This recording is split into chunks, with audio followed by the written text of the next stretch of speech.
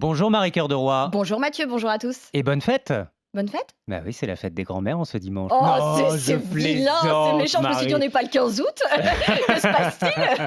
La fête des grands-mères, on le choisit avec vous Marie pour, parler, bah tiens, Des plus jeunes. de l'autre côté de la pyramide des âges, les étudiants, le logement étudiant. Parce que vous nous dévoilez en exclusivité pour RMC une étude qui nous dit où acheter un bien pour le louer à des étudiants et ça peut être très intéressant. Effectivement, étude signée Beanstock, c'est une plateforme européenne dédiée à l'investissement locatif, dédiée donc à ceux qui veulent acheter un bien immobilier pour le mettre à la location.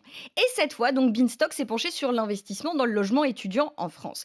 Alors, avant de vous dire où la plateforme nous conseille d'investir, je voudrais vous dire pourquoi cette étude me paraît très pertinente. C'est avant tout parce qu'elle va pas nous vendre du rêve. Pardon? Alors ça sert à quoi? Enfin, je veux dire, si on ne rêve plus avec vous, ça ne sert plus à rien de venir nous voir, Marie. Non, en fait, ce que je veux vous dire, c'est qu'il faut toujours se méfier des études qui vous promettent monts et merveilles Ça, c'est avec un vrai. investissement immobilier. Si c'est trop beau pour être vrai, souvent, c'est que c'est pas vrai du tout, en fait.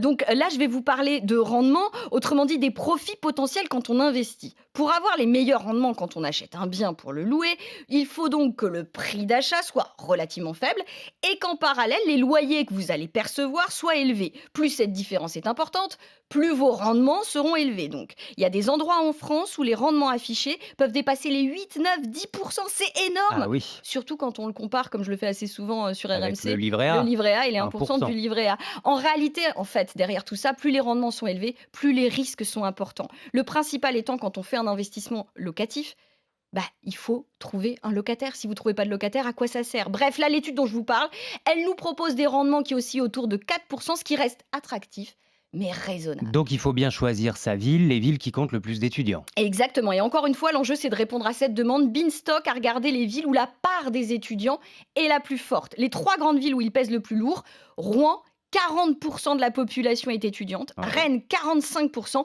et la championne c'est Lille 47%. Dans ces trois villes, vous allez obtenir des rendements autour de 4,5% et surtout les prix restent accessibles. D'autant que pour loger un étudiant, vous n'avez pas besoin de vous payer un 100 mètres carrés.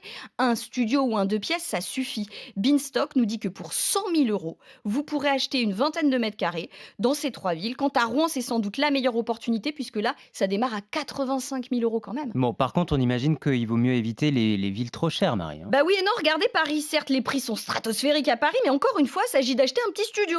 Plus petit sans doute qu'en province, mais il n'empêche, pour 140 000 euros, nous dit Beanstock, on peut se lancer dans un investissement pour étudiants avec quand même 4% de rendement. En fait, la location étudiante, ça a énormément d'avantages. Écoutez Guillaume Martineau, le patron d'Orpi. Quand tu loues à des étudiants, l'avantage c'est que il y a des cautions des parents, on peut demander des garanties, il y a Visal, le bail peut être plus court, ça ne dépasse pas un an, donc généralement c'est durant la période des étudiants, donc quand ils rentrent chez leurs parents où ils vont travailler l'été pour financer leur logement de l'année prochaine, eh bien les propriétaires peuvent louer pendant un mois, 2 mois, donc notamment toutes les parties stations balnéaires ou ailleurs, et ben ça permet de faire un complément, donc c'est une bonne chose. Et puis encore une fois, cette histoire de garantie, dépôt de garantie où on peut demander jusqu'à 2 mois, ça sécurise le propriétaire. S'il y a quelque chose est dégradé, ça fait un peu plus d'argent pour retaper le logement. Donc pas de souci, il faut louer aux étudiants.